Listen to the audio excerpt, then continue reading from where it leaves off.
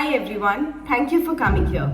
If you've seen my previous videos, you know that I got a job offer to work in Australia directly from India. The company applied for my 482 work visa, which is for 4 years. Now what is 482 visa? Subclass 482 or temporary skill shortage visa is a work visa initiated by an Australian company to hire a foreign skilled professional to fill up a role in Australia.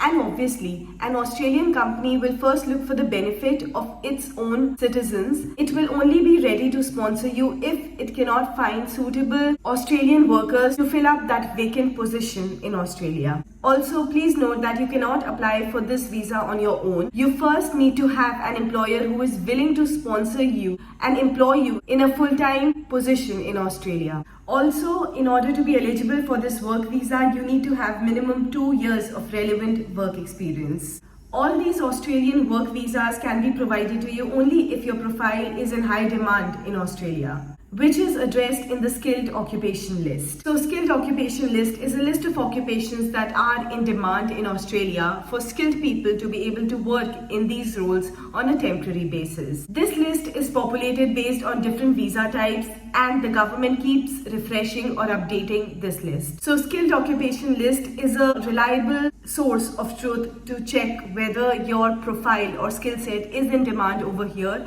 and whether you can get a work visa. Skilled occupation list is also of 3 types: short-term skilled occupation list, medium and long-term list, and regional occupation list. If your occupation is on the short-term skilled occupation list, your visa would be TSS short-term visa and it would be valid for up to 2 years. If your skill set fits into the medium and long-term list, you will get a TSS medium stream visa which would be valid for 4 years. Okay, with all this information out of the way, let's get started and tell you how I managed to get my 482 work visa. First step was the hardest. That is to get a job offer from an Australian company. I wanted to work abroad, so I was rigorously applying to jobs in the UK, UAE and Australia. After tirelessly trying, I finally got a call from a reputed company who wanted to take my candidature forward. Since the company knew my whereabouts and knew that I was based out of India and was still choosing to move ahead with my application, it gave me a sliver of hope that it might work out. I went through the interview process and cleared all the 3 rounds with flying colors. The HR told me that he would get back to me. Employer sponsorship. This step lies with your employer, not you. It's not that any employer can go ahead and bring you to Australia on a work visa. The company has to be an approved business sponsor acknowledged by the government. In order to be an accredited sponsor, the company has to lodge for sponsorship via INI account and demonstrate its legality, including its responsibilities like offering a fair salary to you. In my case, the employer was already an authorized sponsor, so I did not have to wait for this step to be completed.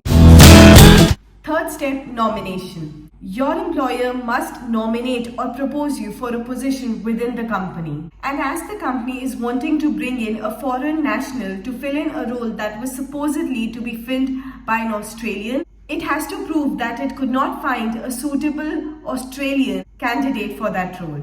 To prove this, the company must show that it advertised the job opening for at least 4 weeks before lodging for your nomination. In this job opening, they have to clearly mention the job description, the roles and responsibilities, and the salary they are willing to offer the candidate. This process of testing the local market before hiring a non-national for a role in Australia is called labour market testing.